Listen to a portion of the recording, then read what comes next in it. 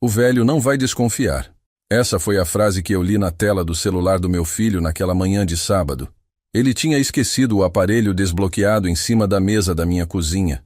Chegou uma mensagem. Era uma foto da Marlene, minha esposa. Ela estava morta há 6 anos. E do lado da foto dela, tinha números. Meu coração gelou. Meu nome é Sebastião. Tenho 69 anos. Nasci em Uberaba, lá no Triângulo Mineiro, numa época em que homem dava a palavra e cumpria. Meu pai era ferroviário. Trabalhava na linha de trem que cortava a cidade. Minha mãe lavava roupa para os outros para ajudar em casa. A gente não tinha muito, mas tinha caráter. Eu cresci vendo meu pai chegar em casa sujo de graxa, cansado, mas de cabeça erguida. Foi dele que eu aprendi que trabalho honesto não envergonha ninguém. Aos 16 anos, comecei como ajudante numa oficina mecânica ali mesmo em Uberaba. Aprendi a consertar caminhão, a entender de motor, a ter paciência com parafuso emperrado e peça quebrada. Passei a minha vida inteira com as mãos sujas de óleo, consertando o diferencial, trocando embreagem, ajustando o motor a diesel que os caminhoneiros traziam fumegando. Aos 30 anos, abri minha própria oficina. Pequena num galpão alugado nos fundos de um posto de gasolina, mas era minha. Foi lá que eu criei meu filho. O Diego cresceu brincando entre pneus velhos e ferramentas espalhadas pelo chão. A Marlene fazia marmita para vender para os motoristas que paravam ali. A gente trabalhava junto, os 3. Era uma vida simples, mas era nossa. Hoje eu moro sozinho numa casa aqui na periferia de Uberlândia. A Marlene se foi em 2019. Câncer no pâncreas. Levou ela em menos de 1 ano. Desde então, é só eu, o silêncio desse lugar e as lembranças que teimam em não sair da minha cabeça. Antes de continuar, quero agradecer ao canal Café com Vovô pela oportunidade de contar essa história. E peço a você que está me ouvindo agora, se inscreve no canal, deixa seu comentário dizendo de que cidade você está assistindo e fica até o final, porque o que eu vou contar aqui não é fácil, mas precisa ser dito. E se isso tocar você de alguma forma, compartilha com alguém. Alguém por aí pode estar passando pela mesma coisa e não sabe como lidar. Todos os dias tem uma história nova aqui. Agora deixa eu voltar para o que aconteceu naquele sábado. Era meio de manhã. Devia ser umas 10 horas. Dia quente. O tipo de calor que gruda na pele e não sai. Eu estava na cozinha preparando um café quando ouvi a porta da frente abrir. Era o Diego, meu filho. Ele não costuma aparecer muito aqui não. Mora do outro lado da cidade, num condomínio fechado desses modernos. E sempre que eu pergunto o que ele anda fazendo da vida, ele responde rápido que trabalha com vendas pela internet. Negócios digitais, ele fala. Eu não entendo bem essas coisas, mas sempre achei estranho. Ele nunca explica direito, sabe? Só diz que tá indo bem, que as coisas estão caminhando. Mas eu vejo o carro que ele anda, as roupas que ele usa. Tudo caro. E eu fico pensando, que tipo de venda pela internet dá tanto dinheiro assim? Ele entrou sem bater, deu um "Oi, pai" seco, sem olhar para mim, e sentou na cadeira da cozinha. Já puxou o celular do bolso antes mesmo de eu servir o café. Sempre com aquele aparelho na mão. Sempre digitando, sempre olhando para baixo. Coloquei a xícara na frente dele. Peguei o pão que eu tinha comprado na padaria, cortei uns pedaços, botei manteiga e queijo na mesa. Ele pegou um pedaço distraído, mas nem parou de mexer no telefone. Deu uma mordida, mastigou devagar e continuou ali, com os olhos grudados naquela tela iluminada. Tentei puxar conversa. Perguntei se estava tudo bem. Ele disse que sim. Perguntei do Lucas, meu neto, o filho dele que eu quase não vejo. Ele respondeu que o menino estava bem, que estava na escola, crescendo. Só isso. Não deu detalhe. Não perguntou de mim. Não quis saber como eu estava, se eu precisava de alguma coisa, se a pressão estava controlada. Nada. Só ficou ali, mexendo no celular, dando risadinha baixa de vez em quando. Risada de quem está conversando com alguém mais interessante do que o próprio pai. Eu fiquei quieto. Tomei meu café devagar, olhando para ele por cima da xícara, tentando lembrar quando foi que aquele menino que eu ensinei a andar de bicicleta, que eu levava na oficina para me ajudar a segurar a chave inglesa, tinha virado aquele homem frio que mal conseguia passar 15 minutos na minha companhia. A Marlene costumava dizer que filho cresce e vai embora, que é lei da vida. Mas ela também dizia que o amor não some, que mesmo longe o laço fica. Só que olhando para o Diego ali, eu não via laço nenhum. Via distância, Via pressa, via desinteresse. Ele ficou uns 20 minutos, não mais que isso. Terminou o café, levantou, disse que tinha que ir. Tinha compromisso, reunião, essas coisas que ele sempre tem. Agradeceu pelo café de um jeito automático, deu um tapinha no meu ombro sem olhar nos meus olhos e foi embora. Ouvi a porta fechar, ouvi o carro ligar lá fora, o barulho do motor sumindo na rua. E fiquei ali, de pé, no meio da cozinha, com a xícara ainda na mão, sentindo aquele vazio que fica quando alguém vai embora e deixa a casa mais quieta do que estava antes. Voltei para a pia. Lavei as xícaras com calma. Guardei o pão, a manteiga, o queijo. Limpei a mesa passando o pano devagar, do jeito que eu sempre faço. Estava terminando quando ouvi um vibrar, um som abafado vindo da sala, um celular tocando. Sequei as mãos no pano de prato e fui ver. Era o celular do Diego. Estava ali em cima da mesa de centro, virado para cima, com a tela acesa. Ele tinha esquecido. Me aproximei. Não ia mexer. Não sou de bisbilhotar a vida dos outros, nunca fui. Ia só pegar o aparelho e colocar na gaveta, para quando ele voltasse buscar. Mas quando cheguei perto, a tela piscou de novo. Acendeu sozinha. E eu vi uma notificação nova, uma mensagem entrando. E junto com a mensagem, uma imagem pequena apareceu na parte de cima da tela. Era a Marlene. Meu coração deu um solavanco. Parei ali, de pé, olhando para aquela imagem. Era a foto dela. A mesma foto que eu tenho aqui na sala, dentro de uma moldura de madeira em cima do rack. Ela sorrindo de vestido florido, no dia do aniversário de 50 anos dela. Foi numa churrascaria simples, a gente tinha chamado uns amigos, nada muito grande. Mas ela estava feliz naquele dia. Estava bonita. Os olhos dela brilhavam. E eu guardei aquela foto porque foi uma das últimas vezes que eu vi ela sorrindo daquele jeito, antes da doença começar a sugar a vida dela aos poucos. Mas a foto ali, na tela do celular do meu filho, não estava sozinha. Tinha coisa escrita ao lado. Números, letras. Parecia informação, dados. Eu não entendi na hora. Peguei o celular devagar. Minha mão estava tremendo um pouco. Não sei se era de nervoso ou de medo do que eu ia encontrar. A tela estava desbloqueada. Toquei na notificação. Abriu uma conversa. Era um grupo. Tinha uns 5 ou 6 nomes que eu nunca tinha visto na vida. Apelidos estranhos. E a última mensagem era aquela. A foto da Marlene, com números ao lado. E embaixo uma frase curta, direta. Essa é a falecida. Usa ela. O velho não vai desconfiar. Li a frase de novo. Devagar. Cada palavra. Essa é a falecida. A Marlene. Minha esposa. Usa ela. Usar para quê? O velho não vai desconfiar. O velho era eu. Meu filho estava falando de mim. E ele achava que eu não ia desconfiar. De quê? Do que é que ele estava fazendo?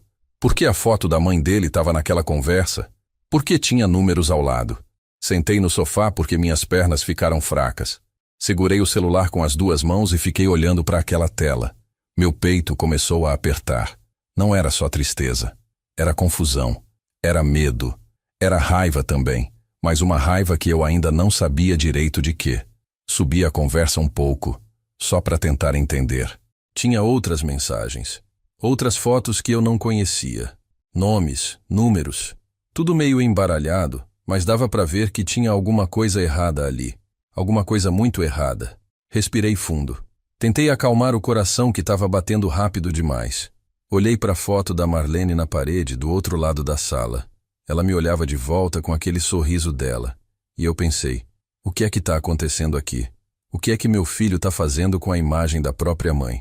E por que ele acha que eu não vou perceber? Coloquei o celular de volta na mesa, do jeito que estava. Não ia mexer mais. Não ainda.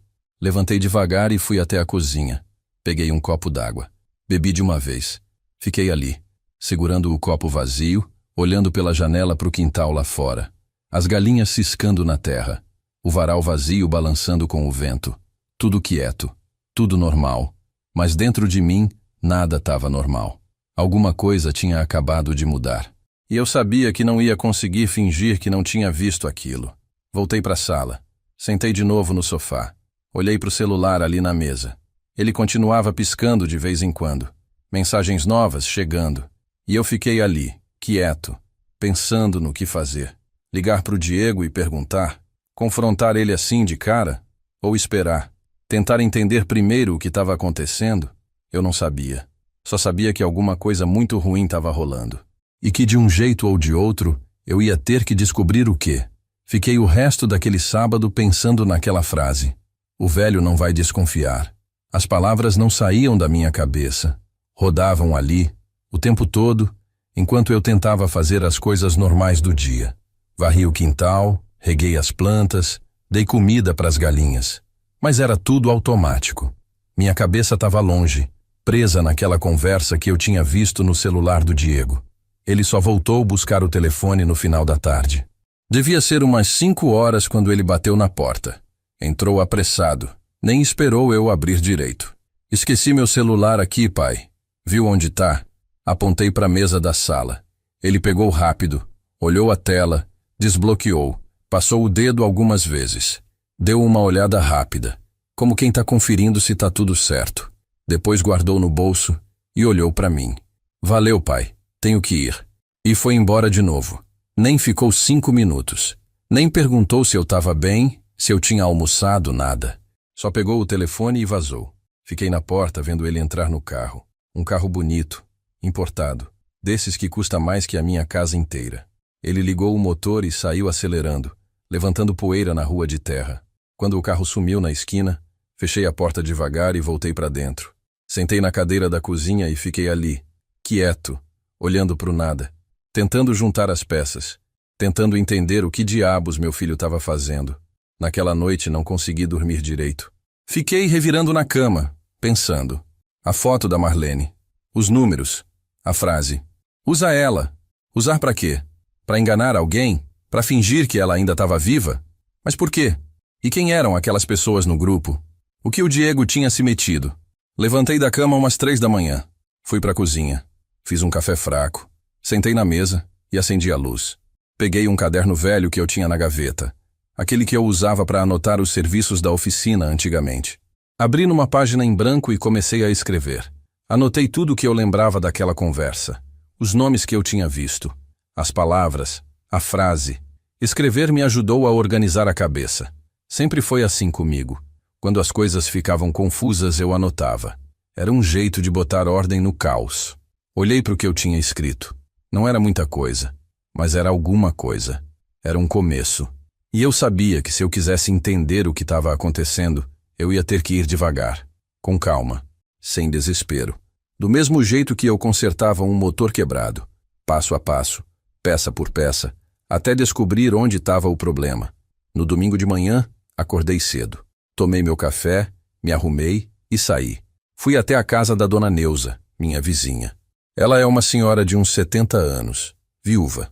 Mora sozinha, igual eu. A gente se conhece faz tempo. Ela foi muito amiga da Marlene. Quando minha esposa adoeceu, a Neuza vinha aqui todo dia ajudar, fazer comida, dar banho nela quando eu não dava conta sozinho. Depois que a Marlene se foi, a Neuza continuou vindo de vez em quando. Traz bolo, traz sopa, fica conversando comigo um pouco. É uma boa pessoa. Bati na porta dela.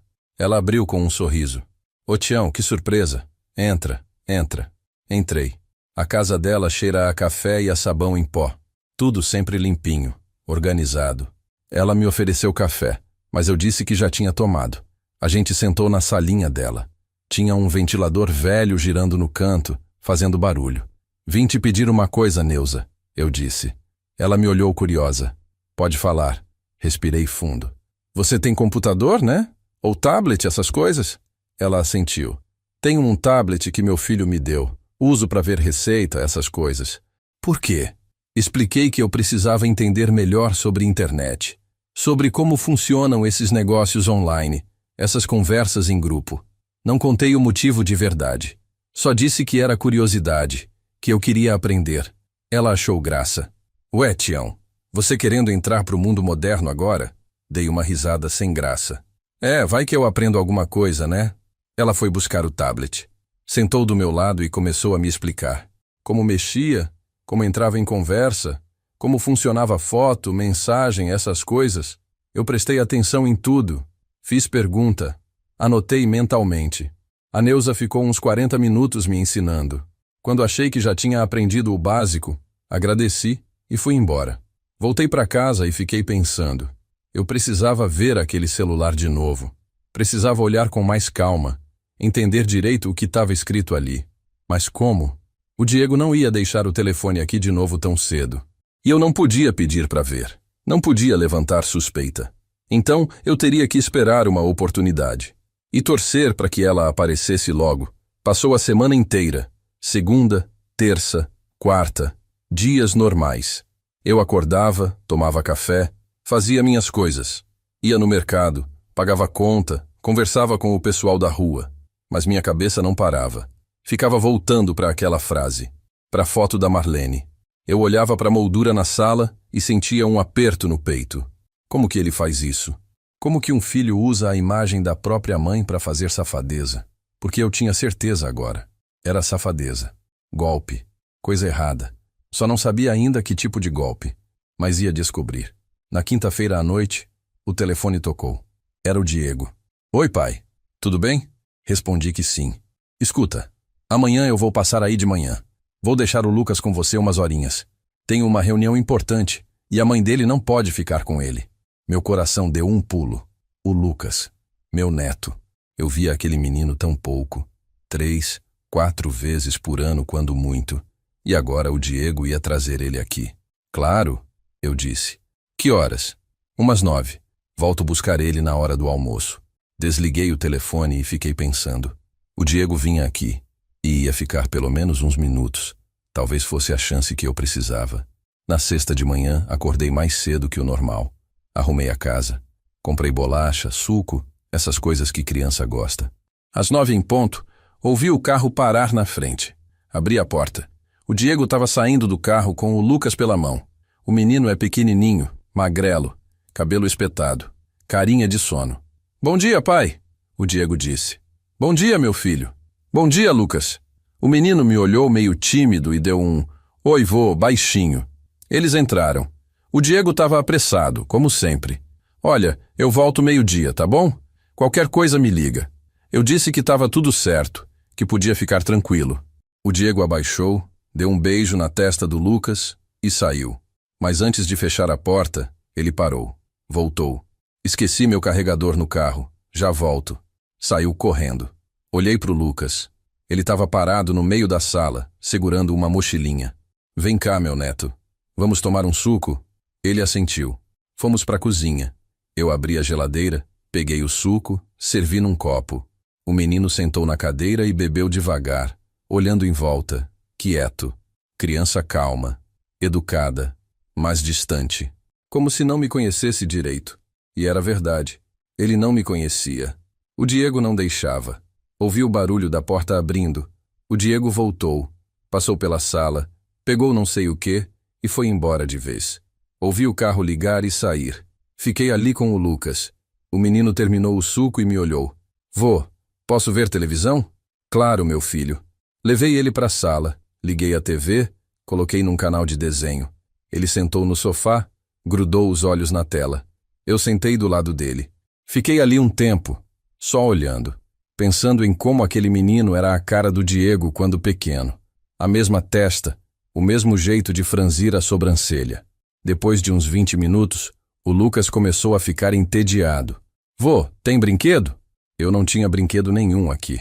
Fazia anos que criança não pisava nessa casa. Deixa eu ver o que eu acho, eu disse. Fui até o quartinho dos fundos onde eu guardo as coisas velhas. Tinha umas caixas lá. Abri uma. Tinha ferramentas. Abri outra. Roupas antigas da Marlene que eu nunca tive coragem de jogar fora. E então achei. Uma caixa de sapato cheia de carrinhos velhos. Eram do Diego, de quando ele era pequeno. Carrinhos de plástico, meio quebrados, mas ainda dava para brincar. Levei para a sala. Olha aqui, Lucas.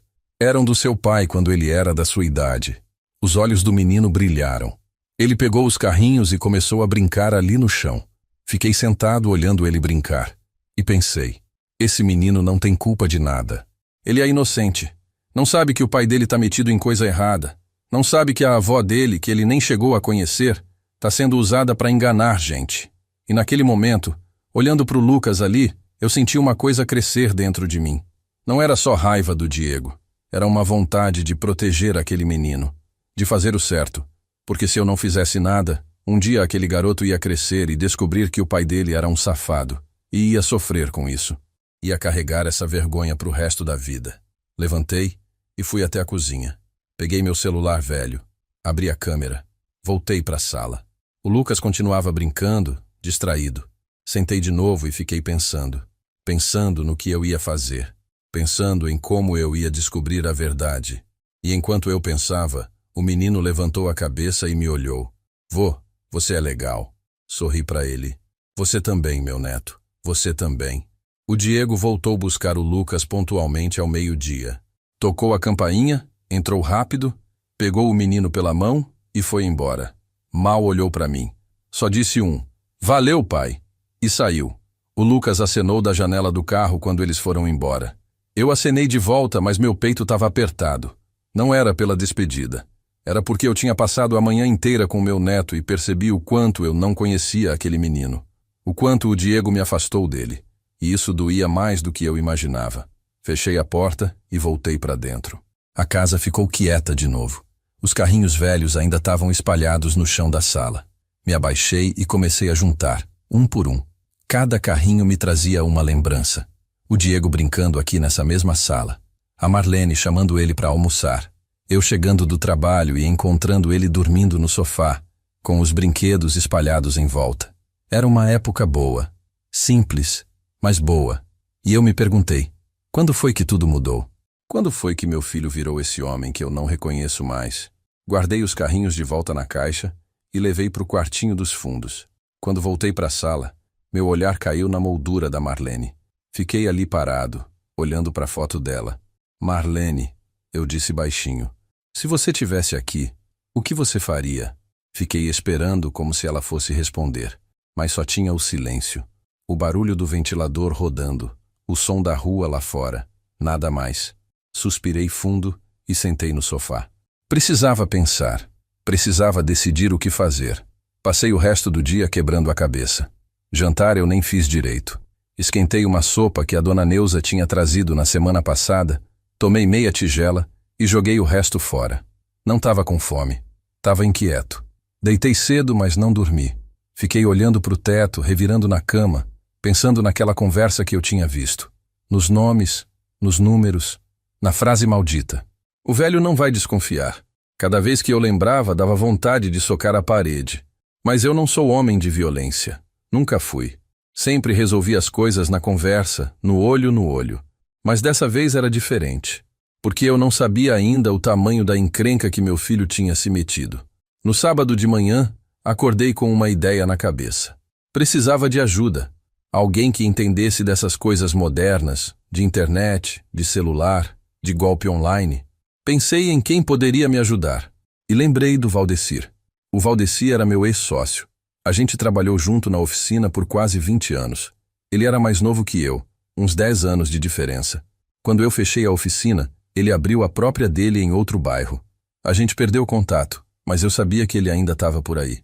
E sabia também que o filho dele, o João Pedro, trabalhava com computador. Técnico de informática, essas coisas. Talvez ele pudesse me dar um norte. Peguei meu celular e procurei o número do Valdecir. Ainda estava salvo ali. Liguei. Chamou 3 vezes antes dele atender. Alô? A voz dele rouca de quem acabou de acordar. Valdecir, é o Sebastião. Tudo bem? Silêncio por uns segundos. Tião? Rapaz, faz quanto tempo? Tudo certo. E você? Conversamos um pouco. Ele me contou que a oficina dele estava indo bem, que tinha contratado 2 ajudantes, que a vida estava corrida, mas estava dando certo.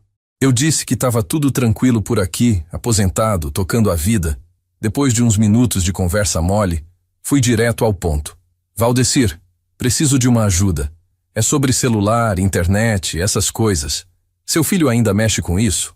Ele disse que sim, que o João Pedro tinha uma loja de informática no centro. Qual o problema, Tião? Hesitei. Não podia contar tudo. É que eu quero entender melhor como funcionam as coisas. Mensagem, aplicativo, sabe?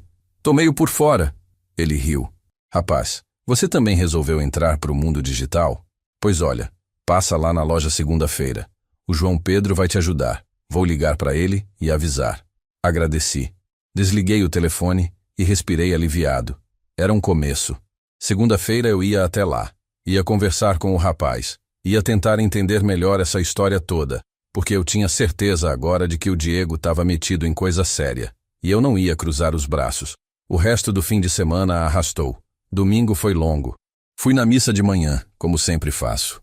Sentei lá no fundo da igreja, longe de todo mundo. O padre falou sobre perdão, sobre família, sobre amor ao próximo. Eu tentei prestar atenção, mas minha cabeça estava longe. Estava pensando no Diego. Estava pensando em como a gente chegou nesse ponto. Quando a missa acabou, voltei para casa. Almocei sozinho, arroz e feijão que eu tinha feito no dia anterior. Lavei a louça. Sentei na cadeira da varanda e fiquei olhando a rua. As crianças brincando lá embora, os vizinhos lavando o carro, a vida seguindo normal para todo mundo, menos para mim. Na segunda-feira de manhã, me arrumei cedo. Coloquei uma calça jeans, uma camisa mais arrumada. Passei um pente no cabelo, que já tá ralo e branco. Olhei no espelho e vi um velho cansado olhando de volta. Mas não era hora de desanimar. Saí de casa e peguei o ônibus. A loja do João Pedro ficava no centro, perto da rodoviária. Demorei quase 1 hora para chegar. Desci do ônibus e caminhei 2 quadras. Achei a loja. Era pequena, com uma placa escrita JP Informática. Entrei. Tinha um balcão na frente e prateleiras cheias de cabos, mouses, teclados, essas coisas. Um rapaz jovem, de uns 30 anos, estava sentado mexendo num computador. Ele levantou quando me viu. Bom dia. Posso ajudar? Bom dia. Você é o João Pedro? Ele assentiu. Sou. O senhor é Sebastião, amigo do seu pai. Ele falou que eu ia passar aqui. O rosto dele se abriu num sorriso. Ah, sim. Meu pai me ligou. Disse que o senhor queria ajuda com celular. Senta aí. Apontou para uma cadeira do lado do balcão. Sentei. Ele puxou outra cadeira e sentou na minha frente. E aí, seu Sebastião, qual a dúvida? Respirei fundo. Não sabia direito por onde começar. Olha, João Pedro, eu preciso entender uma coisa. Se uma pessoa está usando foto de gente morta para fazer alguma coisa errada, que tipo de coisa pode ser? Ele franziu a testa. Como assim? Assim, foto da pessoa com dados do lado, números, e uma conversa falando para usar a foto. Que tipo de golpe é esse? O João Pedro ficou sério. Coçou a barba, pensativo. Isso pode ser várias coisas, seu Sebastião. Pode ser golpe de empréstimo falso, de conta bancária, de FGTS, de benefício do governo. Tem muito esquema que usa a identidade de pessoa falecida porque é mais difícil de rastrear. A pessoa está morta, não vai reclamar, entende? Sentiu o estômago revirar. E é crime pesado isso? Ele assentiu. É sim, é estelionato, falsidade ideológica. Dependendo do caso, pode dar cadeia. E se envolver mais gente, vira quadrilha. Aí complica mais ainda. Fiquei quieto, processando o que ele tinha acabado de falar. Cadeia, quadrilha. Meu filho podia ir preso. E não só isso. Ele estava usando a mãe dele, morta, para enganar gente, para roubar. Que tipo de homem faz isso? O João Pedro me olhou com preocupação. Seu Sebastião, o senhor está bem? Aconteceu alguma coisa? Balancei a cabeça. Não. É só curiosidade mesmo. Vi uma reportagem na TV e fiquei pensando. Ele não pareceu convencido, mas não insistiu. Olha, se o senhor souber de alguém fazendo isso, tem que denunciar. Polícia, Ministério Público, porque esse tipo de gente não para. Eles vão fazendo até alguém barrar. Agradeci. Levantei. Ele me ofereceu um café, mas eu disse que precisava ir. Saí da loja com a cabeça pesada. Peguei o ônibus de volta. Sentei na janela e fiquei olhando a cidade passar lá fora. As lojas, as pessoas na rua, tudo normal. Mas nada estava normal para mim, porque agora eu tinha certeza. Meu filho era criminoso, e eu, o pai dele, ia ter que decidir o que fazer com isso. Quando cheguei em casa, era quase meio-dia. Entrei, tranquei a porta e fui direto para o quarto. Sentei na beirada da cama. Olhei para a foto da Marlene na mesinha de cabeceira. Uma foto diferente da que estava na sala. Nessa aqui, ela estava mais nova, sorrindo, com o Lucas bebê no colo. O neto que ela mal conheceu, porque morreu quando ele tinha só 2 anos. Marlene, eu disse de novo, sentindo a voz tremer. Ele está usando você. Nosso filho está usando você para fazer coisa errada. E eu não sei o que fazer. Deitei na cama e fechei os olhos. Não chorei. Não sou de chorar fácil. Mas senti uma dor no peito que era pior que choro. Era desespero misturado com vergonha, misturado com raiva. E no meio de tudo isso, uma pergunta martelava na minha cabeça. Eu denuncio meu próprio filho? Eu entrego ele para a polícia? Ou eu tento conversar?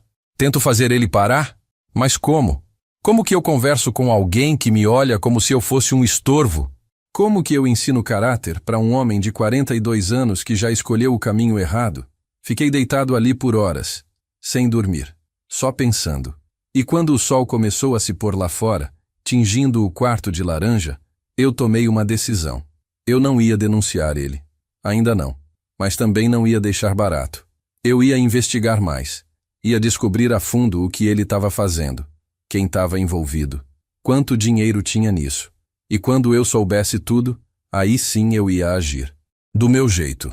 Porque se tem uma coisa que a vida me ensinou, é que a gente não pode resolver problemas sem entender ele primeiro. E eu ia entender.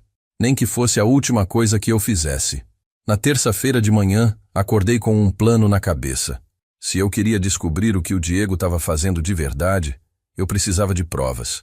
Precisava ver aquele celular de novo, com calma, e anotar tudo. Nomes, números, conversas, tudo. Mas como? Ele não ia deixar o telefone aqui de novo por descuido.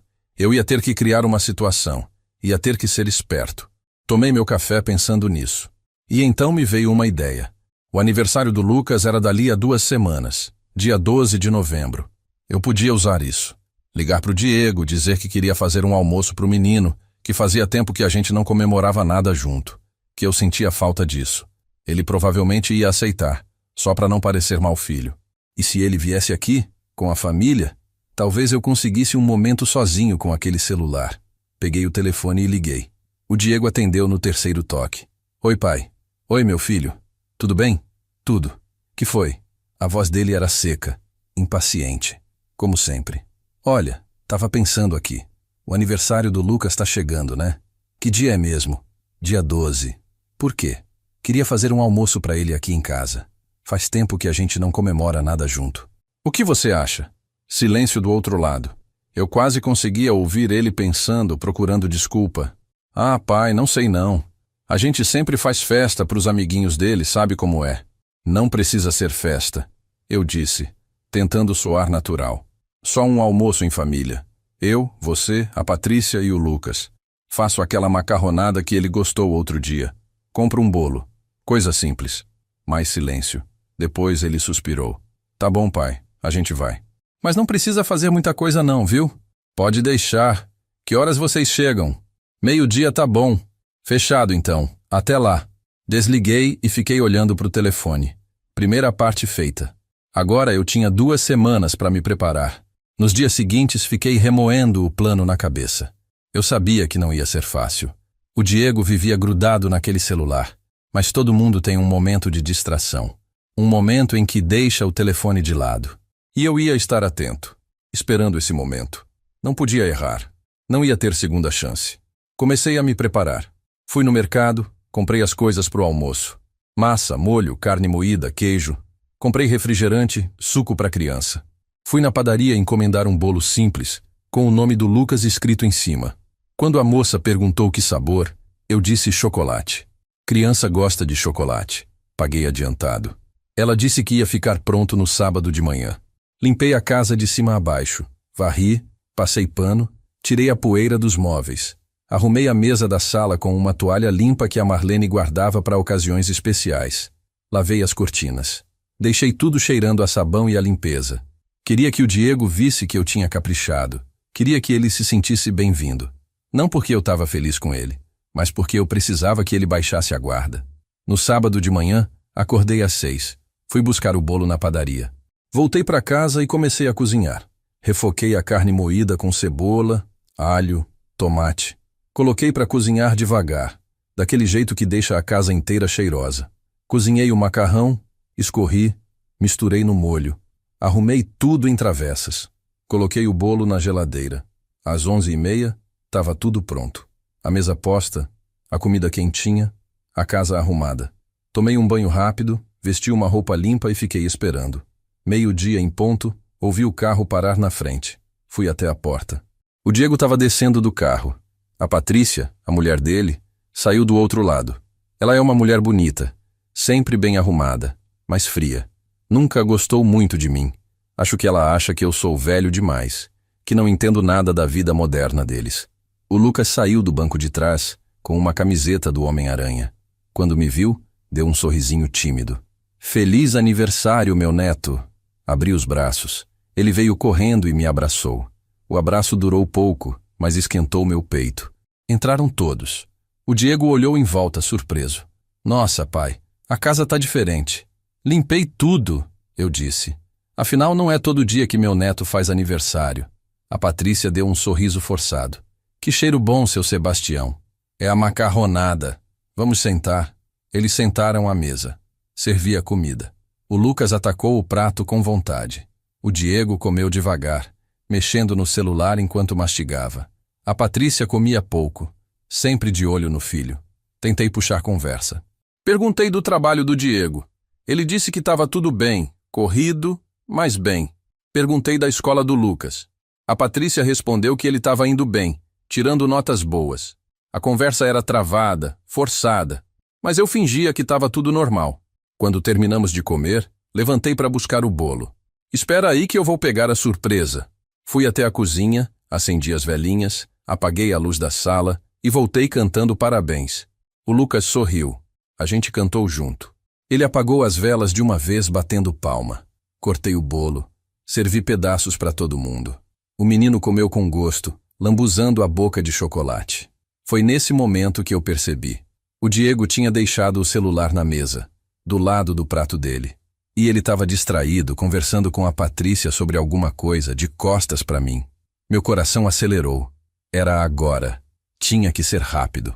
Vou só pegar mais guardanapo na cozinha, eu disse. Ninguém prestou atenção. Passei perto da mesa.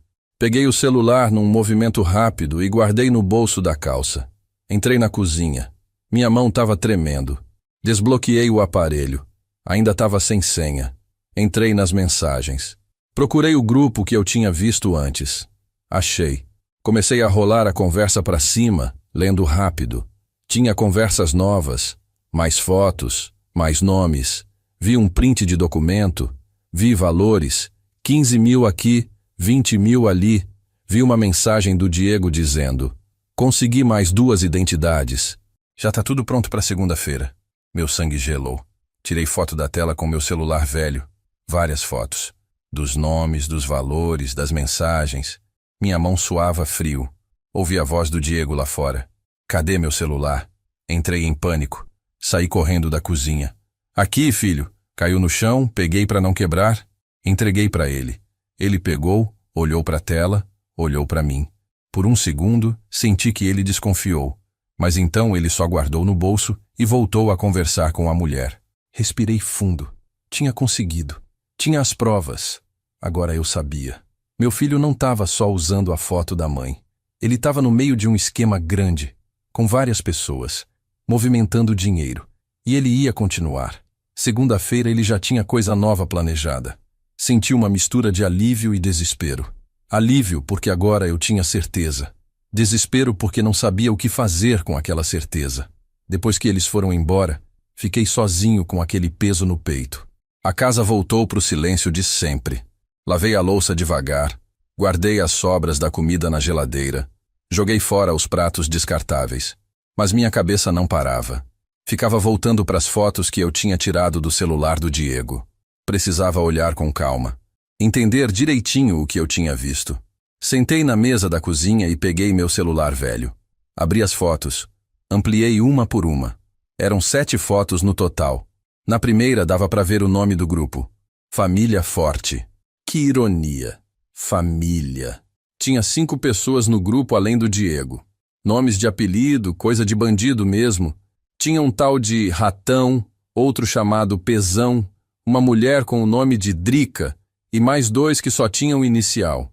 A conversa era toda cifrada, mas dava para entender o esquema. Eles pegavam identidade de gente falecida. CPF, RG, foto, tudo. E usavam para abrir conta em banco, pedir empréstimo, sacar benefício do governo. A foto da Marlene aparecia em 3 mensagens diferentes. Em uma delas, o Diego tinha mandado: "Essa aqui rende bem. Falecida há anos, sem movimento em nada. Limpa, limpa." Ele chamou a própria mãe de limpa, como se ela fosse mercadoria. Senti a raiva subir pela garganta, mas respirei fundo. Não podia perder a cabeça. Precisava pensar. Continuei olhando as fotos. Numa delas, tinha um print de transferência bancária. R$ 23 mil. Na descrição dizia: empréstimo consignado. Empréstimo falso, claro. Dinheiro roubado. Em outra foto, tinha uma lista de nomes. Devia ter uns 15 nomes ali. Todos com CPF do lado. Gente morta sendo usada para enganar banco, para enganar governo, para roubar. E meu filho estava no meio disso. Não só no meio. Ele era uma das cabeças. Pelas mensagens, dava para ver que ele era quem arrumava as identidades. Ele era o fornecedor. Larguei o celular na mesa e passei a mão no rosto. Estava cansado. Não era cansaço de corpo. Era cansaço de alma. Aquele tipo de cansaço que faz a gente querer sumir, dormir e não acordar mais. Como que eu tinha falhado tanto? Onde foi que eu errei na criação daquele menino? Eu sempre trabalhei honesto. Sempre ensinei o certo. A Marlene também. A gente nunca deu exemplo ruim. Nunca roubou, nunca mentiu, nunca passou ninguém para trás. Então como? Como que o filho da gente vira isso? Levantei e fui até a sala. Sentei no sofá e fiquei olhando para a foto da Marlene na parede. Eu não sei o que fazer, eu disse em voz alta, como se ela pudesse me ouvir. Eu não sei se denuncio, se converso, se finjo que não sei de nada. Me ajuda, Marlene. Me dá um sinal. Mas não veio sinal nenhum. Só o barulho da rua lá fora. Um cachorro latindo. Uma moto passando. Vida normal. Enquanto a minha vida estava desmoronando por dentro, fiquei ali sentado até escurecer. Nem acendi a luz. Fiquei no escuro, pensando, remoendo, tentando achar uma saída. E foi aí que eu lembrei de uma coisa que meu pai sempre dizia: Sebastião, quando a palavra não resolve, o silêncio ensina. Meu pai era homem de poucas palavras, mas quando falava, era coisa certa. E naquele momento, eu entendi o que ele quis dizer a vida inteira. Às vezes, a gente não precisa gritar, não precisa brigar, não precisa confrontar de cara. Às vezes, a gente precisa agir em silêncio, deixar a pessoa se enforcar na própria corda, e então, quando ela cair, a gente está lá. Não para salvar, mas para mostrar que a gente sabia o tempo todo. Levantei do sofá com uma decisão tomada. Eu não ia denunciar o Diego agora. Não ainda. Mas também não ia deixar ele continuar usando a Marlene. Não ia deixar ele sujar a memória dela daquele jeito. Eu ia sabotar. De mansinho, sem ele perceber. Ia começar pequeno. Ia plantar uma pulga atrás da orelha dos outros do grupo. Ia fazer eles desconfiarem do Diego. E quando a confiança acabasse, o esquema ia desmoronar sozinho. Era arriscado? Era. Mas eu não tinha muito a perder. E se tinha uma coisa que eu aprendi consertando o motor a vida inteira, é que às vezes a melhor solução não é trocar a peça. É ajustar ela até parar de funcionar. No domingo de manhã, acordei com o plano mais claro na cabeça. Precisava de um celular novo. Um que eu soubesse usar direito. Um com internet, com aplicativo de mensagem, essas coisas. Fui até uma loja no centro. Entrei meio perdido, olhando para as prateleiras cheias de aparelhos. Um vendedor se aproximou. Bom dia, posso ajudar? Quero um celular, eu disse. Um simples, mas que funcione bem. Que dê para mandar mensagem, essas coisas. Ele me mostrou uns 3 modelos. Escolhi o mais barato que tinha tudo o que eu precisava. Paguei à vista. O rapaz configurou para mim, instalou o aplicativo, me ensinou o básico. Saí da loja com o telefone novo no bolso e uma sensação estranha. Eu, Sebastião, homem velho, entrando no mundo digital. Nunca pensei que ia chegar nesse ponto. Em casa, sentei na mesa da cozinha e comecei a praticar. Mexer no aplicativo, entender como funcionava. Levei umas 2 horas, mas peguei o jeito. Não era tão difícil quanto eu imaginava. Depois, peguei o papel onde eu tinha anotado os nomes do grupo. Procurei um por um nas redes sociais. Não achei todos, mas achei 2. O tal do Ratão e a Drica. Os perfis eram falsos, claro. Foto de desenho, Nome esquisito, mas dava para ver que eram eles pelas informações que batiam com as conversas. Anotei os números. Não ia fazer nada ainda, mas ia guardar. Na hora certa, ia usar. Passei a semana inteira pensando em como ia agir. Não podia ser direto. Não podia levantar suspeita. Tinha que ser sutil.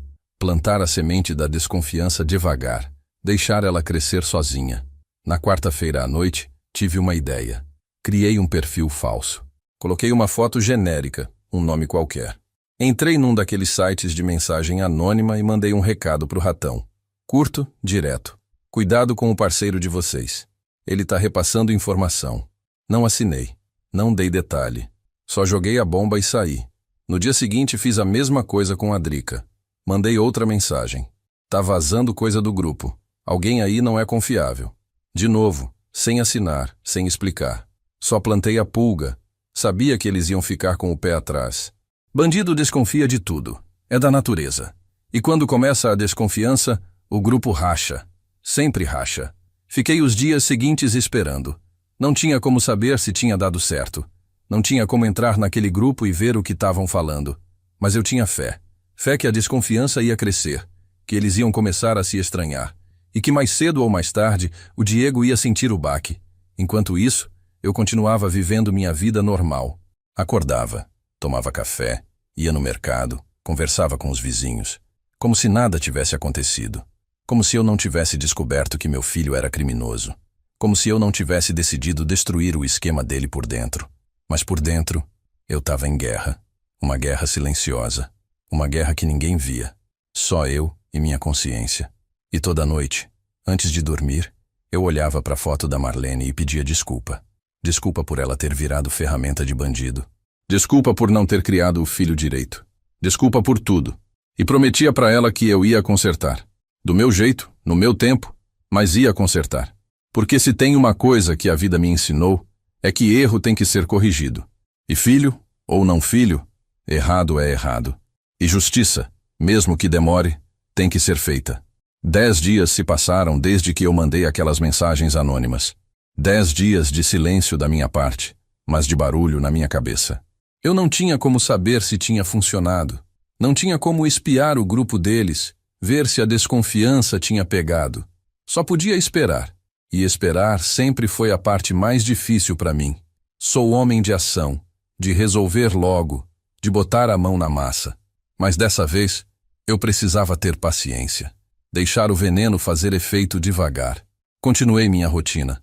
Acordava cedo, tomava café, ia na padaria comprar pão fresco, conversava com o seu Moacir, o padeiro, sobre futebol, sobre o tempo, sobre nada. Voltava para casa, regava as plantas, dava comida para os bichos, almoçava sozinho, assistia televisão, dormia cedo, vida de velho aposentado. Ninguém imaginaria que por dentro eu estava tramando contra o próprio filho. Ninguém imaginaria que eu estava travando uma guerra invisível. Na quinta-feira de manhã, o telefone tocou. Era o Diego. Meu coração deu um pulo. Será que ele tinha descoberto? Será que tinha ligado os pontos? Atendi tentando soar normal. Alô? Pai, tudo bem? A voz dele parecia cansada. Tensa. Tudo, meu filho. E você? Ah, pai, tá corrido. Muito trabalho. Fiquei quieto, esperando. Ele não ligava à toa. Olha, eu queria te pedir uma coisa. Pode falar. Você pode ficar com o Lucas sábado? Eu e a Patrícia precisamos resolver umas coisas. Engoli seco. Claro. Que horas vocês trazem ele? Umas 9 da manhã. A gente busca no final da tarde. Pode deixar. Eu fico com ele. Valeu, pai. Até sábado. Desligou. Fiquei segurando o telefone, pensando. O Diego parecia diferente. A voz dele tinha algo. Preocupação, medo. Não dava para saber. Mas alguma coisa estava diferente. Guardei o telefone e voltei para o que eu estava fazendo. Não ia deixar ele perceber que eu sabia de nada. Ia continuar sendo o pai normal, o avô disponível, o velho bobo que não desconfiava de nada. No sábado, às 9 em ponto, o carro do Diego parou na frente de casa. Abri a porta. Só ele e o Lucas desceram. A Patrícia ficou no carro, mexendo no celular. O Diego estava com cara de quem não dormiu direito. Olheiras fundas, barba por fazer. Bom dia, pai. Bom dia. Entra. O Lucas entrou correndo, já mais à vontade dessa vez. O Diego ficou na porta. Olha, pai, qualquer coisa me liga, tá? Tá bom, pode ir tranquilo. Ele acenou pro filho, voltou pro carro e foram embora. Fechei a porta e olhei pro Lucas. O menino estava no meio da sala, olhando em volta. E aí, meu neto, o que você quer fazer hoje? Ele deu de ombros. Não sei, vô. Preparei o café da manhã para ele. Pão com manteiga, leite com chocolate.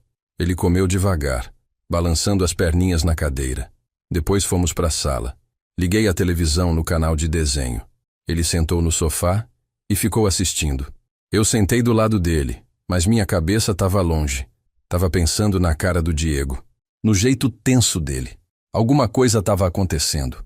Eu tinha certeza. Por volta das 10h30, meu celular novo tocou. Era mensagem de um número desconhecido. Abri. Era texto curto, sem identificação.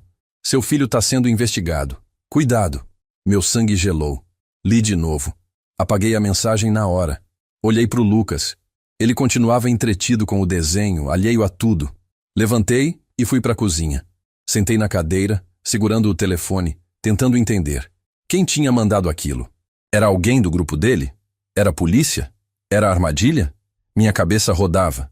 Fiquei ali uns 15 minutos, só pensando. Será que minhas mensagens anônimas tinham dado algum resultado? Será que o grupo tinha desmoronado? Ou será que eu tinha mexido num vespeiro maior do que eu imaginava? Respirei fundo. Não podia entrar em pânico. Precisava manter a calma. Voltei para a sala. O Lucas me olhou. Vô, tá tudo bem? Tô sim, meu filho. Só fui tomar água. Sentei de novo ao lado dele. Mas o coração estava acelerado. O dia passou devagar. Fiz almoço pro Lucas. Arroz, feijão, um bife pequeno. Ele comeu direitinho. Depois a gente foi pro quintal. Ele brincou com as galinhas, correu atrás delas, riu. Era bom ver aquele menino feliz, inocente, sem saber de nada do que estava acontecendo na vida do pai dele. E eu torcia para que ele nunca soubesse, para que crescesse longe dessa podridão toda. No meio da tarde, o Diego ligou. Pai, vou buscar o Lucas agora. Chego em 15 minutos. Tá bom. Desliguei. Chamei o Lucas, ajudei ele a calçar o tênis, arrumei o cabelo dele. Quando o carro parou na frente, o menino saiu correndo. Eu fui atrás, devagar. O Diego abriu a porta do carro. O Lucas entrou. Eu me aproximei. O Diego me olhou. Dessa vez, o olhar dele era diferente. Tinha algo ali. Medo, vergonha. Não consegui decifrar. Obrigado, pai. Disponha. Ele entrou no carro e saiu rápido demais. A poeira subiu na rua. Fiquei ali parado, vendo o carro sumir. Voltei para dentro. Sentei no sofá, peguei meu celular, olhei de novo para a mensagem que tinha recebido. Seu filho está sendo investigado. Será que era verdade? Será que a polícia estava no encalço dele? E se tivesse, o que eu fazia? Eu tinha provas. Tinha as fotos que tirei do celular dele. Eu podia entregar. Podia facilitar a prisão dele. Mas ele era meu filho. Meu sangue. Como que um pai faz isso? Fiquei a noite inteira sem dormir, revirando na cama, pensando, pesando. De um lado a justiça, do outro o sangue. De um lado, o certo. Do outro, o laço que me prendia àquele homem desde o dia que ele nasceu. Eu lembrava do Diego pequeno, dos primeiros passos dele, da primeira vez que ele me chamou de pai, da alegria da Marlene quando ele nasceu. Como que tudo tinha dado tão errado? No domingo de manhã, me levantei cansado, olheiras fundas. Tomei café sem vontade. Fui sentar na varanda. O sol estava nascendo. A rua estava quieta. E foi ali, sentado naquela cadeira velha, olhando o céu clarear, que eu tomei uma decisão. Se o Diego estava sendo investigado, eu não ia atrapalhar. Mas também não ia ajudar a prender ele. Ia deixar a justiça seguir o curso. E se ele caísse, ia cair pelas próprias escolhas, não pela minha denúncia. Eu não ia ser o carrasco do meu filho, mas também não ia ser o escudo dele. Entrei em casa. Fui até o quarto. Abri a gaveta da mesinha de cabeceira. Peguei as fotos que eu tinha tirado do celular dele. Olhei uma por uma. Eram a prova. Eram a condenação dele. Mas eram também o fim de qualquer laço que ainda existia entre nós. Fiquei ali, segurando aquelas fotos, sentindo o peso delas. E então fiz uma coisa que eu não esperava fazer. Coloquei as fotos dentro de um envelope. Escrevi no envelope, para ser aberto apenas se necessário, e guardei no fundo da gaveta, embaixo das roupas velhas, das cartas antigas, das lembranças que eu não conseguia jogar fora. Não ia usar aquelas fotos. Ainda não. Mas se chegasse o dia em que o Diego tentasse me puxar para o buraco junto com ele, se ele tentasse me culpar, me usar como escudo, aí sim eu ia mostrar que eu sabia de tudo desde o começo. Aí sim ele ia ver que o velho não era tão bobo quanto ele pensava. Fechei a gaveta, sentei na beirada da cama, olhei para a foto da Marlene. Eu tentei, Marlene. Tentei fazer o certo sem destruir ele, mas ele está cavando a própria cova, e eu não posso fazer mais nada além de assistir. E pela primeira vez em muito tempo, senti uma lágrima descer. Uma lágrima de cansaço, de derrota, de aceitação de que às vezes a gente perde a guerra antes mesmo dela começar. 3 semanas se passaram desde aquela mensagem anônima. 3 semanas de silêncio tenso. O Diego não ligou, não apareceu, nada. E quanto mais o silêncio durava, mais eu tinha certeza de que alguma coisa tinha acontecido. Alguma coisa grande. Eu continuava a minha rotina, mas sempre com um olho na porta, esperando. Esperando notícia, esperando o pior. Foi numa terça-feira de tarde que a bomba caiu. Eu estava na sala assistindo o jornal quando a campainha tocou. Levantei, fui até a porta, abri. Eram 2 homens. Um de terno cinza, outro de camisa social azul. Os 2 com cara séria. Sebastião? O de terno perguntou. Sou eu. Eles mostraram carteiras. Polícia Civil. Meu estômago revirou. Podemos entrar? Precisamos conversar com o senhor. Abri a porta. Eles entraram. Sentaram no sofá. Eu sentei na cadeira em frente, tentando manter a calma. O de terno começou. O senhor é pai de Diego Antônio da Silva? Sou. O senhor sabia que seu filho está envolvido em crimes de estelionato? Fingi surpresa. Como assim? O outro policial, o de camisa azul, pegou um tablet e me mostrou. Eram prints de conversas. Do grupo. As mesmas conversas que eu tinha visto no celular do Diego. Senti um frio na espinha, mas mantive a cara de espanto. Seu filho faz parte de uma quadrilha especializada em fraudes usando a identidade de pessoas falecidas. Eles já lesaram mais de 50 vítimas. Bancos, empresas, governo. Estamos falando de mais de R$1 milhão em prejuízo. Fiquei quieto, processando. 1 milhão. O Diego estava metido nisso tudo. O policial de terno continuou. Estamos investigando há 4 meses. Recebemos denúncias anônimas recentes que aceleraram o processo. O senhor tem conhecimento de alguma atividade suspeita do seu filho? Balancei a cabeça. Não. Ele sempre disse que trabalhava com vendas pela internet. Eu não entendo dessas coisas. Não era mentira completa. Eu realmente não entendia. Só sabia que era errado. O de camisa azul se inclinou para frente. Seu Sebastião, a gente precisa da sua colaboração. Seu filho usou documentos da sua esposa falecida em pelo menos 3 fraudes. O senhor tem conhecimento disso? Senti a raiva subir, mas controlei. Não sabia. O policial mostrou uma foto no tablet. Era a Marlene, a mesma foto da moldura. Essa foto foi usada para abrir conta falsa, para solicitar empréstimo consignado fraudulento. Seu filho tinha acesso a documentos dela? Respirei fundo. Tinha. Quando ela morreu, eu guardei tudo numa caixa. Certidão de óbito, RG, CPF. Tá tudo aqui em casa. Eu não imaginei que... A voz falhou. Não foi de propósito. Foi real. Os 2 policiais se entreolharam. O de terno suspirou. Olha, seu Sebastião, a gente entende que é uma situação difícil, mas a investigação aponta que seu filho é uma das cabeças da organização. Ele é quem fornece as identidades, quem tem acesso aos documentos. Sem ele, o esquema não funciona. Fiquei olhando para o chão. Não sabia o que dizer. O de camisa azul continuou. Vamos precisar que o senhor vá até a delegacia prestar depoimento formal. E vamos precisar dos documentos originais da sua esposa, para confirmar que foram usados sem seu consentimento. Acenei com a cabeça. Quando? Amanhã de manhã, às 9 horas. Delegacia especializada em crimes cibernéticos. Fica na Avenida Rondon Pacheco. Anotei o endereço num papel que eles me deram. Os 2 se levantaram. Agradecemos a colaboração, seu Sebastião. E lamentamos pelo senhor estar passando por isso. Acompanhei eles até a porta. Quando saíram, Fechei devagar e encostei nela. Minhas pernas estavam bambas. Fui até o sofá e sentei. Coloquei a cabeça entre as mãos. Então era isso. A investigação era real. E o Diego estava no centro dela. As denúncias anônimas que eles mencionaram seriam as minhas? Será que minha tentativa de plantar desconfiança no grupo tinha chegado na polícia? Ou será que tinha sido outra pessoa? De qualquer forma, agora não importava mais. O cerco tinha fechado. E meu filho ia pagar pelo que fez. Passei a noite em claro de novo. Mas dessa vez não era angústia. Era um misto de alívio e tristeza. Alívio porque a justiça estava sendo feita. Tristeza porque era meu filho que ia cair. No fundo, uma parte de mim ainda esperava que ele mudasse, que ele percebesse o erro, que ele voltasse atrás. Mas não voltou. E agora era tarde. Na manhã seguinte, me arrumei cedo.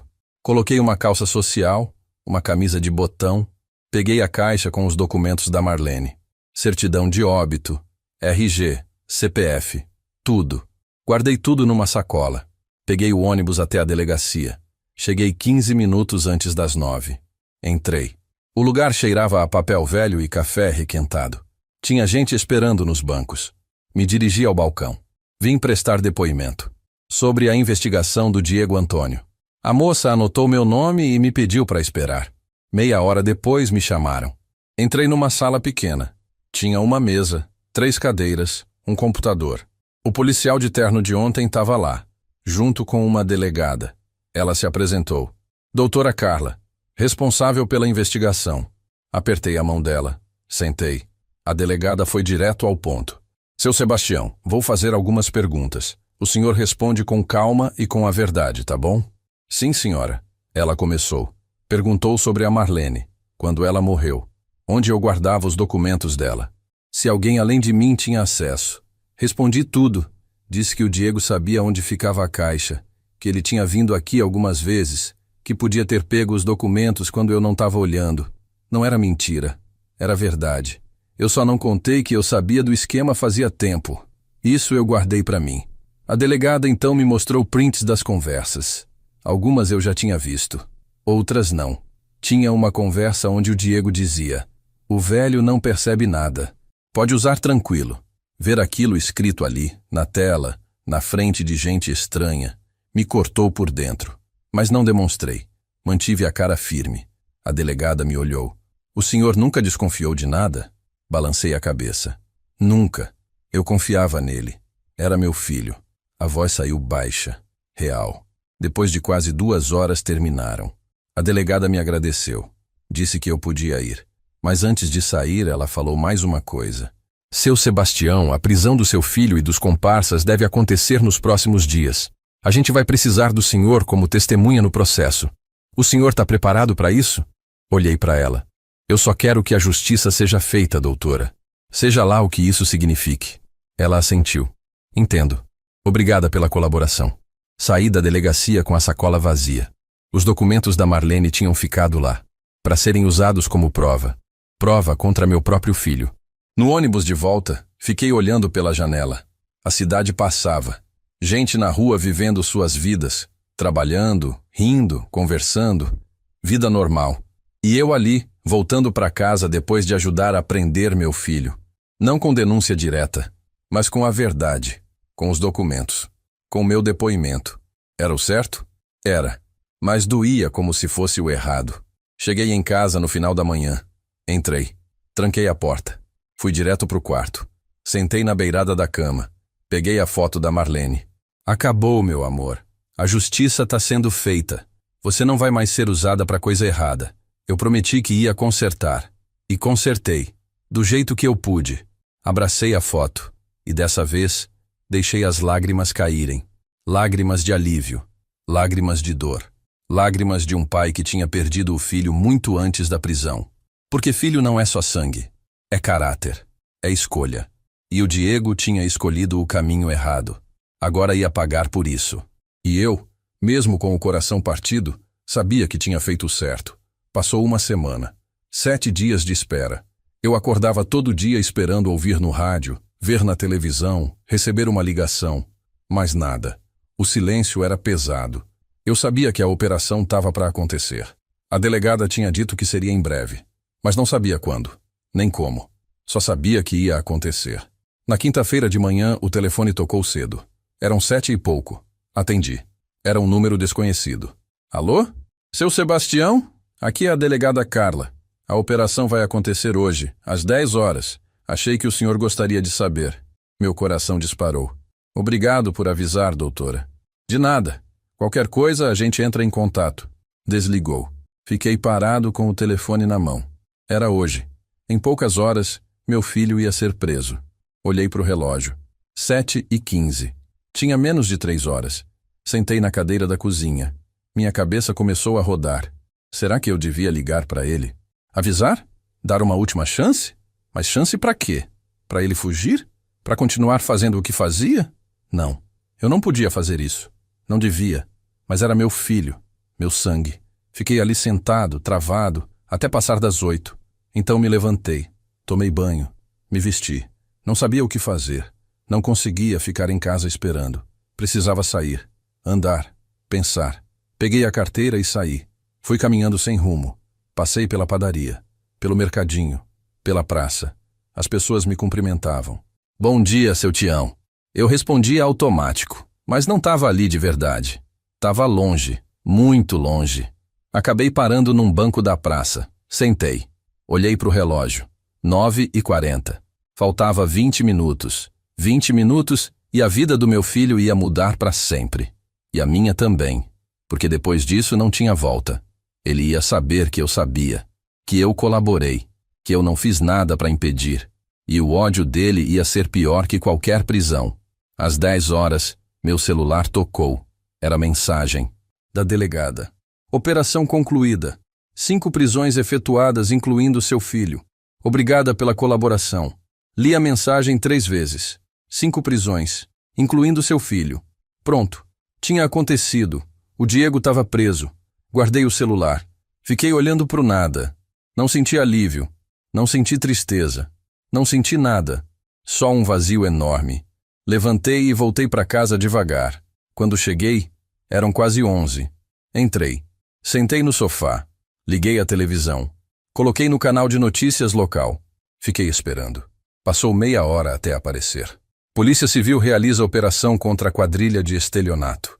5 pessoas foram presas na manhã de hoje acusadas de aplicar golpes usando identidade de pessoas falecidas. O prejuízo estimado ultrapassa R$1 milhão.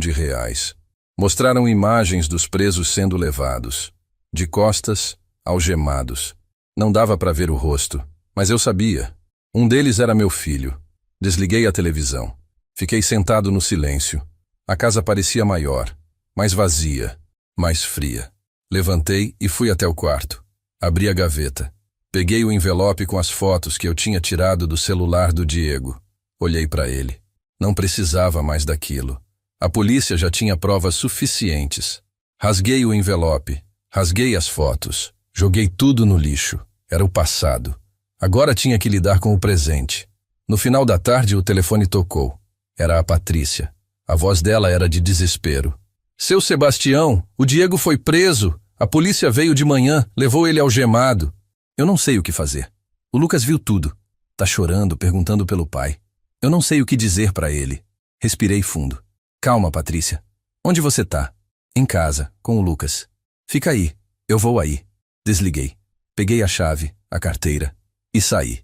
Peguei o ônibus até o bairro deles. Desci e caminhei até o condomínio. Toquei o interfone. Ela abriu o portão. Subi até o apartamento. A porta estava entreaberta. Entrei.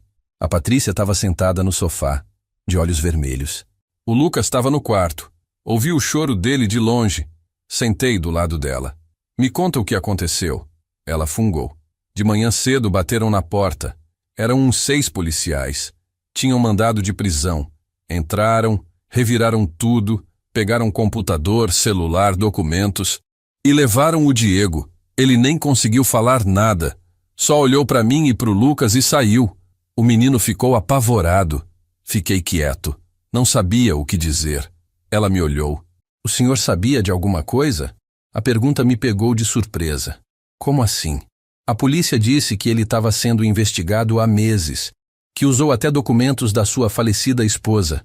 O senhor não sabia de nada? Olhei nos olhos dela. Eu descobri faz pouco tempo e fui chamado para depor. Mas não denunciei ele, Patrícia. Eu só falei a verdade quando me perguntaram. Ela baixou a cabeça. Eu também não sabia de nada. Achei que ele trabalhava com venda online. Ele sempre trazia dinheiro, pagava as contas, dava tudo pro Lucas. Eu nunca desconfiei. A voz dela quebrou. E agora? O que eu faço? Como eu explico pro meu filho que o pai dele é bandido? Coloquei a mão no ombro dela. Você não explica. Ainda não. Ele é pequeno demais para entender. Você diz que o pai está resolvendo um problema, que vai voltar. E quando ele crescer, você conta a verdade. Mas agora não. Ela enxugou as lágrimas. E você? Como o senhor está lidando com isso? Suspirei. Eu criei aquele menino. Ensinei o certo. Dei exemplo. E mesmo assim, ele escolheu o errado. Não tem como lidar, Patrícia. A gente só aguenta. Ficamos ali em silêncio por um tempo, até que ouvi passos pequenos. O Lucas apareceu na porta do quarto, olhos inchados, cara de susto. Quando me viu, correu até mim. Vô! Peguei ele no colo. Ele agarrou no meu pescoço e começou a chorar de novo. Vô, levaram meu pai, levaram ele. Apertei ele contra mim. Eu sei, meu filho. Eu sei. Ele volta? A pergunta me atravessou. Volta sim, mas vai demorar um pouco. Era mentira, mas era a única coisa que eu podia dizer. Fiquei lá até o Lucas se acalmar, até ele comer alguma coisa, até ele voltar pro quarto e deitar. Quando ele dormiu, me despedi da Patrícia. Qualquer coisa você me liga. Ela agradeceu. Saí do apartamento com o peito apertado. Não pelo Diego, mas pelo Lucas. Aquele menino ia crescer sem pai. Ia carregar a vergonha do sobrenome. Ia sofrer bullying na escola quando descobrissem. E não tinha nada que eu pudesse fazer para proteger ele disso. Voltei para casa, já era noite. Entrei, tranquei a porta. Fui direto pro quarto. Deitei na cama sem tirar a roupa. Olhei pro teto e pensei em tudo. No Diego pequeno, na Marlene viva, na família que a gente era. E em como tudo tinha desmoronado. Não foi de repente, foi devagar. Aos poucos, escolha por escolha, mentira por mentira. Até chegar onde chegou, e agora só restava os cacos. E eu, velho e cansado, tentando juntar o que dava, sabendo que nunca mais ia ser igual, porque algumas coisas, quando quebram, não tem conserto. Só resta aceitar e seguir em frente, mesmo que seja mancando. 2 semanas depois da prisão, recebi uma ligação. Era de um número que eu não conhecia, mas atendi mesmo assim. Alô? Pai. A voz do Diego. Seca, dura. Meu estômago embrulhou. Diego, preciso falar com você. Pessoalmente. Vai ter audiência de custódia semana que vem. Você pode vir? Fiquei quieto por uns segundos. Pra quê? Porque eu preciso olhar na sua cara e perguntar uma coisa. O tom dele era de raiva contida. Eu sabia o que vinha. Tá bom, me passa o dia e o horário. Ele passou as informações. Quarta-feira, às 2 da tarde. No fórum. Desliguei o telefone e fiquei olhando para a parede. Ele sabia. De alguma forma, ele tinha descoberto que eu sabia. Que eu tinha colaborado.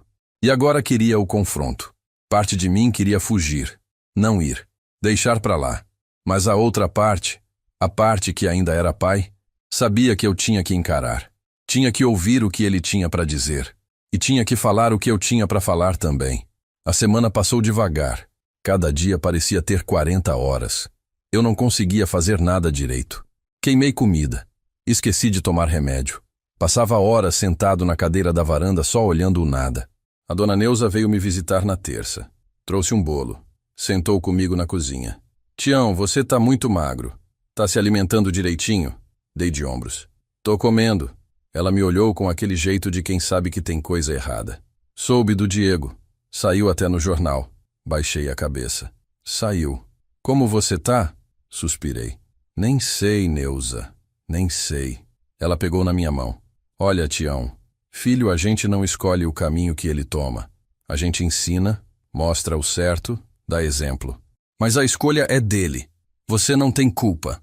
Eu queria acreditar nisso, mas não conseguia. Alguma coisa eu tinha feito errado. Alguma coisa eu tinha deixado passar.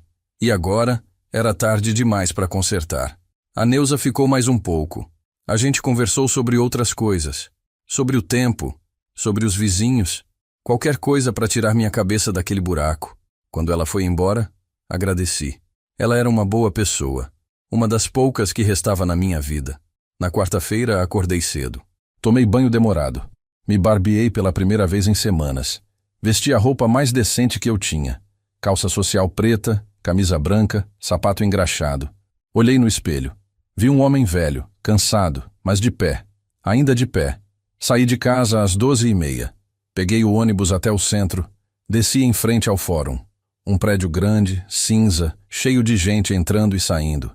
Advogados de terno, gente chorando, gente desesperada. Entrei. Passei pela revista de segurança. Subi até o segundo andar. Procurei a sala onde seria a audiência. Achei. Tinha uns bancos de madeira no corredor. Sentei. Eram quase 2 horas. Fiquei esperando. Meu coração batia forte. Suava frio. Às 2h15 a porta se abriu. Um oficial saiu. Familiares de Diego Antônio da Silva? Levantei. Sou o pai. Ele acenou. Pode entrar. Entrei na sala. Era pequena. Tinha uma mesa comprida, cadeiras, o juiz sentado na cabeceira. Um promotor de um lado.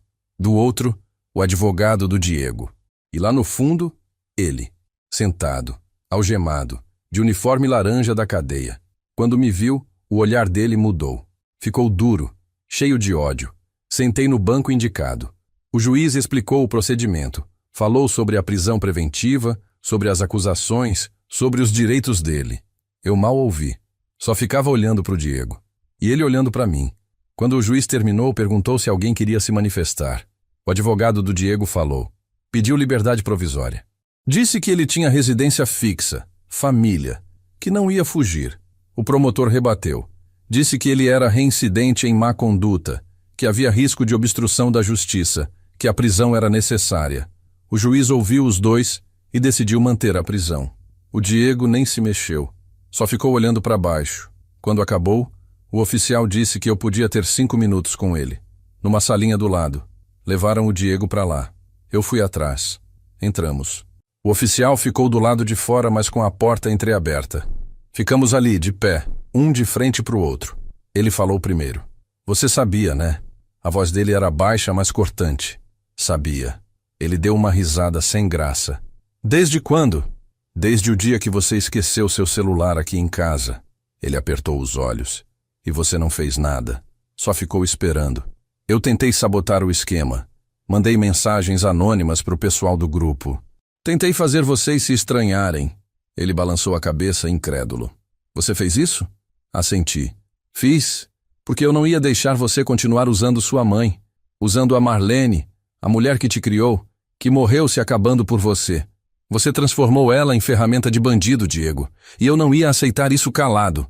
Ele deu um passo para frente. Os olhos dele brilhavam de raiva. E você acha que é melhor que eu? Você, que me entregou para a polícia? Eu não te entreguei. A polícia já estava investigando. Eu só falei a verdade quando me perguntaram. Mas você sabia. Você podia ter me avisado. Podia ter me dado uma chance. A voz dele subiu. Dei um passo para frente também. Ficamos cara a cara. Chance para quê, Diego? Para você fugir? Para você continuar roubando? Enganando? Você teve chance a vida inteira. Eu e sua mãe demos tudo para você. Educação, exemplo, amor. E você escolheu esse caminho. Você. A voz saiu firme. Mais firme do que eu esperava. Ele ficou me olhando. A raiva dando lugar a outra coisa. Desprezo. Eu não preciso de sermão. Eu sei o que eu fiz. E eu assumi. Mas você é pior. Porque você se esconde atrás da moral, da justiça. Mas no final você só é um covarde. Um velho covarde que não teve coragem nem de defender o próprio filho. As palavras dele me acertaram como um soco. Mas eu não recuei. Defender você como, Diego? Mentindo? Virando cúmplice? Eu passei a vida inteira tentando ser um homem honesto. Sua mãe passou a vida tentando criar um filho de bem. E você cuspiu em tudo isso. Então não venha jogar a culpa em mim. Você fez suas escolhas. Agora paga por elas. Ficamos ali, em silêncio, só se encarando. Até que ele virou o rosto. Sai daqui. Não quero mais ver você. Diego! Sai! Ele gritou. O oficial abriu a porta. Tudo bem aí? Olhei para o Diego mais uma vez. Ele estava de costas agora. Os ombros tensos. as mãos algemadas apertadas. E eu senti que tinha acabado. O laço que ainda existia entre nós, fino, quase invisível, tinha arrebentado. Adeus, Diego. Ele não respondeu. Saí da sala. O oficial levou ele de volta. Eu fiquei no corredor, encostado na parede, tentando recuperar o fôlego. Senti uma tontura. Sentei no banco. Fiquei ali uns 10 minutos até conseguir levantar. Saí do fórum cambaleando. Desci as escadas devagar. Quando cheguei na rua, o sol estava forte demais, ofuscante. Caminhei até o ponto de ônibus. Sentei no banco e esperei. O ônibus demorou uma eternidade. Quando chegou, entrei, paguei a passagem, sentei lá no fundo. E foi ali, no balanço daquele ônibus velho, no meio de gente estranha, que eu percebi. Eu tinha perdido meu filho, não para a prisão. Isso era a consequência. Eu tinha perdido ele muito antes, pro dinheiro, pro orgulho, pro caminho fácil. E não tinha volta. Nunca mais ia ter. Cheguei em casa, já era quase 5 da tarde. Entrei, tranquei a porta, fui pro quarto. Deitei na cama de roupa e sapato mesmo, olhei pro teto e deixei sair. Deixei sair tudo que eu tinha segurado. O choro, a dor, a raiva, o lamento. Chorei que nem criança. Que nem eu não chorava desde o dia que enterrei a Marlene. Chorei até não ter mais lágrima, até secar. E quando parei, fiquei ali no silêncio, só ouvindo minha respiração cansada. E pensei, agora é isso, agora é recomeçar, sozinho, de novo. Porque a vida não espera a gente se recuperar. Ela continua. E a gente vai junto, querendo ou não. 6 meses se passaram desde aquele dia no fórum. 6 meses desde a última vez que eu vi o Diego. Ele foi condenado. 4 anos de prisão. Os outros do grupo também pegaram pena. O dinheiro roubado nunca foi totalmente recuperado. As vítimas continuaram no prejuízo. E a justiça, do jeito dela, lenta e pesada, seguiu seu curso. Eu continuei minha vida. Ou o que restou dela. Acordava todo dia no mesmo horário. Tomava meu café olhando pela janela. Regava as plantas, dava comida para os bichos, conversava com a dona Neuza quando ela vinha. Ia na feira, pagava conta, assistia televisão. Vida de velho, simples, vazia, mas era minha. E eu tinha aprendido a viver com o vazio. Porque vazio a gente não preenche. A gente só se acostuma. O Lucas continuou vindo me ver. Não com frequência. A Patrícia trazia ele uma vez por mês, às vezes menos. O menino cresceu. Ficou mais quieto, mais retraído. Perguntava pelo pai de vez em quando. Eu dizia que ele estava longe, resolvendo uns problemas. Não mentia de todo. Só não contava a verdade inteira. Um dia ele ia saber, mas não precisava ser agora. Agora ele ainda podia ser criança, inocente, protegido. Numa tarde de sábado, eu estava sentado na varanda quando um carro parou na frente de casa. Era a Patrícia, mas ela não estava sozinha. Tinha um homem no banco do motorista. Ela desceu, o Lucas desceu atrás. E o homem também. Ele era jovem, bem vestido, simpático. Eles vieram até a varanda. Oi, seu Sebastião. A Patrícia parecia nervosa. Oi, Patrícia. Oi, Lucas. O menino me abraçou. Eu baguncei o cabelo dele. Esse aqui é o Rogério, ela disse, apontando para o homem. Ele estendeu a mão. Prazer. Apertei. Ficamos ali uns minutos conversando. Sobre nada, sobre tudo. Até que ela soltou. Seu Sebastião, eu vim avisar. A gente vai se mudar para Goiânia. O Rogério conseguiu um emprego bom lá. E eu achei melhor. Recomeçar em outro lugar. Longe daqui. Longe das fofocas. Do julgamento. Olhei para ela. Depois para o menino. Ele estava de cabeça baixa, mexendo no tênis. E o Lucas? Vai com a gente. Vai estudar numa escola nova. Fazer amigos novos. Começar de novo. Eu entendi. Ela estava fugindo. Da vergonha. Do passado. Do nome do Diego. E levava meu neto junto. Quando vocês vão? Semana que vem. Tão rápido assim. Tão repentino. Olhei para o Lucas. E você, meu neto? Tá animado? Ele deu de ombros. Mais ou menos. A voz dele era baixa. Triste. Abaixei até ficar da altura dele. Olha para mim, Lucas. Ele levantou os olhos. Olhos iguais aos da Marlene. Castanhos. Profundos. Você vai para um lugar novo. Vai conhecer gente nova. Mas você nunca vai esquecer de mim, né? E eu nunca vou esquecer de você. Quando você crescer, se quiser me procurar, eu vou estar aqui. Sempre. Os olhos dele encheram de lágrima. Ele me abraçou forte. Eu te amo, vô. Eu também te amo, meu neto. Mais do que você imagina. Eles ficaram mais um pouco. Tomaram suco, comeram bolacha e depois foram embora. Eu fiquei na varanda vendo o carro sumir na esquina. E senti que aquilo era o fim de verdade. O Diego preso, o Lucas indo embora, a Marlene morta e eu sozinho, completamente sozinho. Mas ao mesmo tempo havia uma estranha paz, porque eu tinha feito o que era certo, mesmo que doesse, mesmo que custasse tudo. Voltei para dentro, sentei na cadeira da cozinha. Peguei o caderno velho onde eu tinha anotado tudo no começo dessa história. Abri na primeira página. Li o que eu tinha escrito. Os nomes, os números, a frase. O velho não vai desconfiar. Dei uma risada baixa, amarga. Ele tinha errado. O velho tinha desconfiado e tinha agido, do jeito dele, silencioso, firme. Fechei o caderno, levantei, fui até o fogão, acendi o bico, coloquei o caderno no fogo, vi as páginas pegarem, virarem cinza, subirem em fumaça. Era o passado, queimando, sumindo. Apaguei o fogo, joguei as cinzas no lixo, lavei as mãos e voltei para a sala. Sentei no sofá, olhei para a foto da Marlene. Acabou, meu amor. Eu fiz o que tinha que fazer. O Diego pagou pelo que fez. Você não está mais sendo usada. Pode descansar em paz.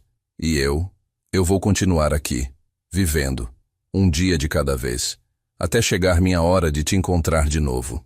Fiquei ali, olhando para a foto, até o sol se pôr. A casa ficou escura, mas eu não acendi a luz. Gostei do escuro, do silêncio, da paz que vinha com ele. Nos meses seguintes, minha vida seguiu do mesmo jeito. Acordar, café, rotina, solidão. Mas era diferente agora. Não era solidão de abandono. Era solidão de escolha. Eu tinha escolhido o certo. E o certo, às vezes, é solitário. Porque nem todo mundo entende. Nem todo mundo aceita. Mas quem vive com a consciência limpa dorme tranquilo. E eu dormia. Todas as noites. Sem pesadelo. Sem remorso. Um dia, quase um ano depois de tudo, recebi uma carta. Era do Diego. Abri com a mão tremendo. Li devagar. Ele dizia que estava se recuperando, que estava fazendo curso na cadeia, que estava pensando, refletindo, e que entendia porque eu tinha feito o que fiz. Não me perdoava. Ainda não. Talvez nunca. Mas entendia. E dizia que quando saísse, talvez um dia a gente pudesse conversar. Talvez. Dobrei a carta. Guardei na gaveta. Não respondi. Não ainda. Porque algumas feridas precisam de tempo. Muito tempo. E respostas apressadas não curam nada. Se um dia ele quisesse me procurar, eu estaria aqui. Velho. Cansado. Mas de pé. Sempre de pé. Hoje, quando olho para trás, não me arrependo. Fiz o que um pai deveria fazer. Não protegi o erro. Protegi o que era certo. Mesmo que isso significasse perder meu filho. Porque filho a gente cria para ser homem de bem. E quando ele escolhe o caminho errado, a gente não vai junto. A gente fica, firme, do lado do certo, esperando que um dia, quem sabe, ele volte. Não como era, mas como poderia ter sido. E enquanto esse dia não chega, eu vivo. Acordo todo dia, tomo meu café, olho para a foto da Marlene e agradeço. Agradeço por ter tido coragem, por não ter sido o velho bobo que meu filho achava que eu era, por ter feito justiça, à minha maneira, no meu tempo, com minhas mãos calejadas e minha consciência tranquila. A vida não é fácil, nunca foi, e para quem tem minha idade, menos ainda. Mas uma coisa eu aprendi nesses 69 anos. A gente não é medido pelo que a gente ganha. A gente é medido pelo que a gente não abre mão. E eu não abri mão do certo. Não abri mão da memória da Marlene. Não abri mão do meu caráter. Mesmo que isso tenha custado meu filho. E se você que está me ouvindo agora passar por algo parecido, se tiver um filho, um parente, alguém que você ama fazendo coisa errada, não tenha medo de fazer o certo. Não tenha medo de ser chamado de traidor, de covarde, de insensível. Porque no final, quando você deitar a cabeça no travesseiro, a única pessoa que você precisa encarar é você mesmo. E se você conseguir se olhar no espelho e se respeitar, o resto não importa. Eu me respeito. Olho no espelho todo dia e vejo um homem imperfeito. Um pai que falhou em muita coisa, mas que não falhou no que importava.